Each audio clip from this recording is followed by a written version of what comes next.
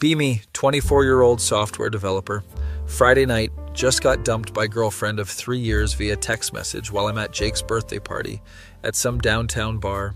She literally wrote, "I think we want different things," and then blocked me on everything before I could even respond. Jake notices I'm being weird and quiet in the corner, comes over with 2 shots of tequila, and says we're going to fix my broken heart tonight. Fast forward 4 hours, I've had 6 beers, 3 more shots, and something called a liquid cocaine that the bartender promised would make me forget my own name. Sitting in the Uber home at 2 a.m., phone feels like it weighs 50 pounds in my hand. Decide this is the perfect time to tell my ex exactly how I feel about everything. Start typing what I think is going to be a short message about how she didn't even have the decency to break up with me in person after 3 years.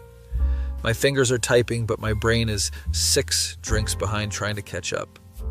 First paragraph turns into 3 paragraphs about how she never appreciated that I learned to cook her mom's recipes. Add another 4 paragraphs about the time I drove 8 hours in a snowstorm to surprise her at her sister's wedding, even though I wasn't officially invited. Suddenly, I'm writing about our first date at that Italian restaurant where the waiter spilled wine on my shirt and she laughed so hard she snorted. The Uber driver keeps glancing at me in the rearview mirror because I'm fully crying now while aggressively typing on my phone.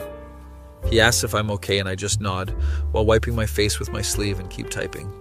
Get home, stumble into my apartment, sit on the couch, and I'm still going. Start adding sections with actual headings like Part 3, the time you said you loved me, but apparently that was a lie. It's 3 a.m. now, and I've written approximately 6,000 words about our entire relationship timeline with commentary on each major event. Include a full analysis of that argument we had about whether a hot dog is a sandwich, complete with citations from our text history. Write 3 paragraphs about her cat, Mr. Whiskers, and how he's the only member of her family who actually liked me. Add a section called The Financial Breakdown, where I calculate every dollar I spent on dates, gifts, and that stupid weekend trip to Napa she just had to do for Instagram. Not in a bitter way, though, just like a really thorough accountant having a mental breakdown. It's 4 a.m. and my phone is at 12% battery, but I'm in too deep to stop now. Start writing about my hopes and dreams for our future, the house I imagined we'd buy, the dog we talked about getting. Get philosophical about the nature of love and whether 2 people can ever truly know each other. Quote Plato. For some reason, even though I barely remember anything from that philosophy class I took freshman year, actually stop and Google more Plato quotes to make sure I sound smart. Add them into the text with 0 context. 5 a.m. hits and the birds are starting to chirp outside. I'm still typing. Write an entire section about how her best friend Sarah always seemed like she didn't think I was good enough, and maybe she was right. Then immediately write another section defending myself and listing all my good qualities like I'm writing a resume. Include my credit score for some reason. Mention that I've never missed a dentist appointment, and I always use my turn signals when driving. My phone is at 4% battery, and I'm racing against time now. Write a concluding paragraph that somehow turns into 5 more paragraphs about closure and personal growth. End with a PS that's longer than most college essays about how I hope she's happy and finds what she's looking for. Add a PPS about how I'm keeping the Netflix password until the end of the billing cycle because I paid for the whole month. Phone dies the second I hit send. Immediately pass out on the couch fully clothed with 1 shoe still on. Wake up at noon with a headache that feels like a construction crew is working inside my skull. Reach for my phone to check the time. It's dead. Plug it in and wait for it to turn on. Already getting that sinking feeling in my stomach. Phone boots up and I have 47 missed calls from Jake, 23 texts from him, and 15 texts from other friends. Open my messages app with shaking hands like I'm defusing a bomb. Scroll to my ex's contact and my heart literally stops.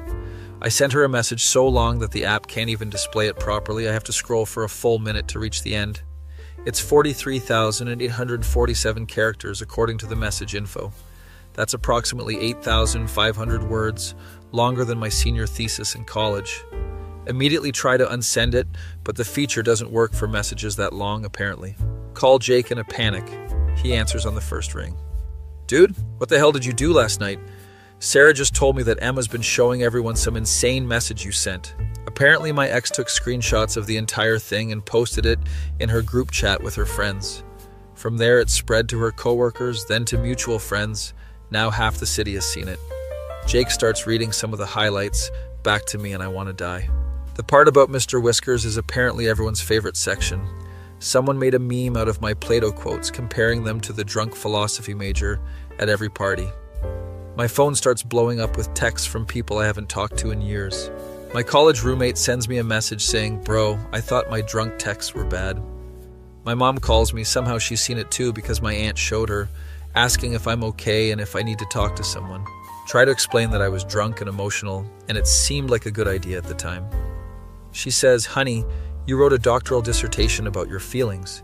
Maybe you should consider therapy." Spend the rest of Saturday hiding in my apartment, refusing to look at social media.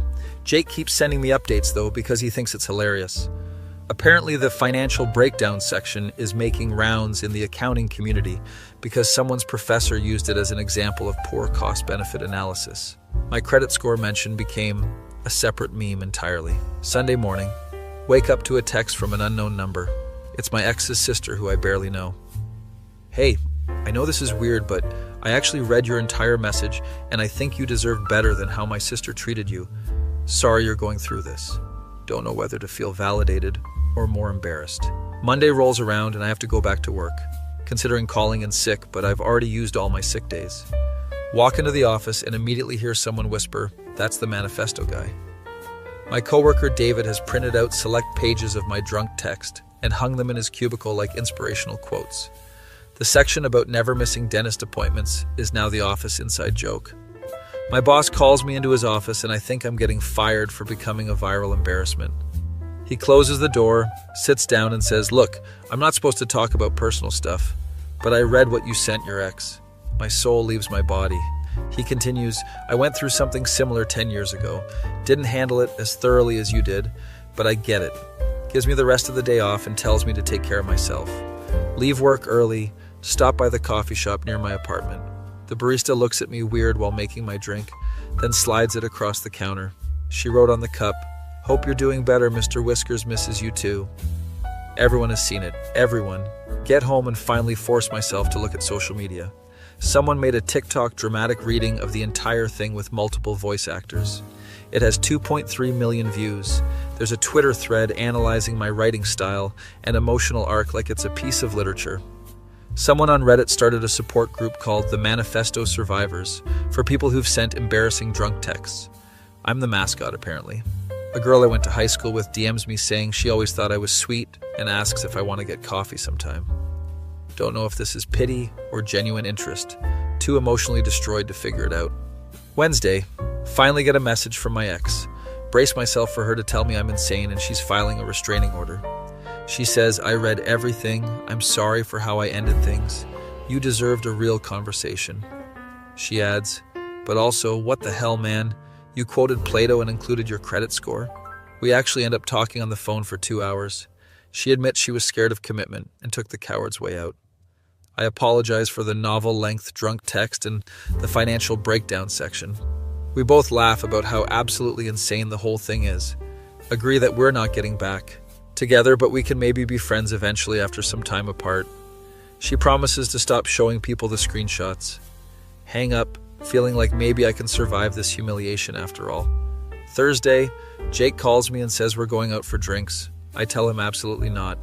He shows up at my apartment anyway with our friend group. They present me with a custom-made t-shirt that says, "I survived drunk texting 8,500 words" on the front. The back has "My feelings have citations" printed on it. Can't help but laugh at how ridiculous my life has become. We go to the same bar from Friday night. The bartender recognizes me immediately. "You're the Manifesto guy. Dude, you're a legend here." He gives me a free drink called the Manifesto, which he invented in my honor. It's all the alcohols that I drank that fateful night mixed together. Tastes absolutely terrible, but I drink it anyway because what else can I do at this point? Girl at the bar approaches me, says she thinks the whole thing was actually really sweet, in a chaotic way. Her name is Lily, and she's a graduate student studying psychology. Says she's never seen someone process emotions quite that thoroughly while intoxicated. We end up talking for hours about relationships, communication, and the absurdity of modern dating. She thinks the way I documented everything shows I actually cared deeply and wasn't afraid to be vulnerable. Exchange numbers, and she texts me the next day asking if I want to go to a comedy show over the weekend. Friday arrives, exactly 1 week since the incident that changed my life. Coffee date girl from high school also texted me, and we're planning to meet up next Tuesday. Lily and I have been texting constantly, and she's genuinely funny and interesting. My ex's sister has been sending me memes about the situation, which is weird but also kind of nice. The TikTok dramatic reading got a sequel video analyzing the Manifesto, like a book club discussion. I'm somehow becoming more popular from this disaster than I ever was just being a normal person. Work has been cool about it. David took down the printed quotes after I asked him to. My boss recommended his therapist to me, actually booked an appointment because maybe mom was right. Jake tells me he's proud of how I'm handling becoming accidentally internet famous. Saturday night, at the comedy show with Lily, comedian on stage starts talking about drunk texting and I get a bad feeling. He says, "Anyone here heard about the guy who wrote an entire thesis to his ex-girlfriend?" The crowd laughs and Lily looks at me with wide eyes. Raise my hand like I'm in class. Crowd goes absolutely wild. Comedian invites me on stage. I'm too buzzed to say no. End up telling the whole story from my perspective for 10 minutes. People are crying, laughing, especially at the Mr. Whiskers part and the credit score mention. Comedian asks what I learned from the experience. Say, don't drink tequila, always charge your phone before drunk. Texting, and sometimes your lowest moments become your best stories. Crowd gives me a standing ovation. Lily is beaming at me from her seat. Leave the comedy club feeling like maybe this whole disaster was supposed to happen. Walk Lily to her car. She says tonight was one of the best dates she's ever been on. Kiss her goodnight, and it feels like the universe is finally balancing itself out. Get home, sit on the same couch where I wrote the manifesto. Open my notes app and start writing about the past week. This time it's only 500 words and I'm completely sober. Title it, How I Accidentally Became a Cautionary Tale and Found Myself Anyway. Save it as a draft, maybe I'll do something with it someday. Check my phone one last time before bed. My ex texted saying she saw a clip of me at the comedy show and she's genuinely happy I'm doing well. Jake sent the group chat a poll asking if we should get matching Manifesto Survivor tattoos. Everyone voted yes except me. Lily sent a goodnight text with a heart emoji. My phone buzzes again. It's the high school coffee date girl confirming Tuesday at 3 p.m. My life is completely different than it was 7 days ago, all because I couldn't control my fingers while drunk. Fall asleep actually smiling for the first time in weeks, phone plugged in and charging this time. Wake up Sunday to my little cousin tagging me in an Instagram post. Some influencer made a video about the manifesto and how it represents modern vulnerability. Has 5 million views and thousands of comments about how people related to it. My DMs are full of people sharing their own drunk texting disasters, thanking me for making them feel less alone. Didn't expect to become an accidental spokesperson for emotional honesty, but here we are. Spend the morning responding to messages from strangers who get it. One guy says he was about to send a drunk text to his ex, but my story convinced him to wait until morning. Feel like maybe I accidentally did something good in the world, despite the humiliation. Lily texts, asking if I want to get brunch. Obviously say yes. Meet her at this cute cafe downtown. She brings her best friend Maya, who wants to meet the legendary Manifesto guy. Maya immediately asks about the financial breakdown section. Says as an economics major, she appreciated the thoroughness. We all laugh about it, and I'm starting to own the absurdity of my situation. Lily mentions she's never dated anyone who's internet famous before. I remind her I'm famous for being a disaster. She says, yeah, but you're an authentic disaster. That's rare these days. My perspective on the whole thing shifts slightly. Maybe being vulnerable and messy isn't the worst thing. Monday back at work, HR wants to talk to me. Panic thinking someone complained about my viral moment affecting the company image. HR director sits me down and says, we've been getting emails about you. Show me printouts of messages from people saying how my story helped them with their own relationship struggles. Someone even said seeing how I bounced back inspired them to seek therapy for their own issues. HR director says, look, this is unusual, but you've accidentally become good PR for emotional intelligence. They want me to speak at the company's mental health awareness seminar next month. I say yes because apparently I'm just saying yes to everything now. Tuesday arrives, coffee date with high school girl whose name is Ashley. We meet at the local coffee shop that made fun of me on my cup last week. Different barista today, thankfully, no jokes about Mr. Whiskers. Ashley tells me she always thought I was cute in high school, but I was dating someone else back then. We catch up on the past 6 years. She's a veterinary technician now, which is perfect because we end up talking about pets. Mention the Mr. Whiskers section of my manifesto. She's already read it, obviously. She thinks it's sweet that I cared about my ex's cat that much. Date goes really well. She asks if I'd want to go to a cat cafe with her this weekend. Now I'm somehow juggling 2 amazing girls, and a week ago I was crying in an Uber.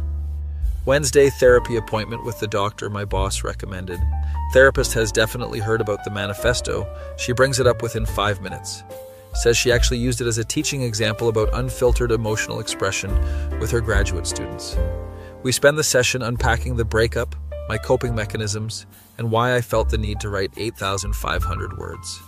She suggests I might have unprocessed feelings about being enough for people. Hit me harder than I expected. Maybe she's onto something. Leave therapy feeling emotionally exhausted, but also like I'm finally dealing with my stuff properly.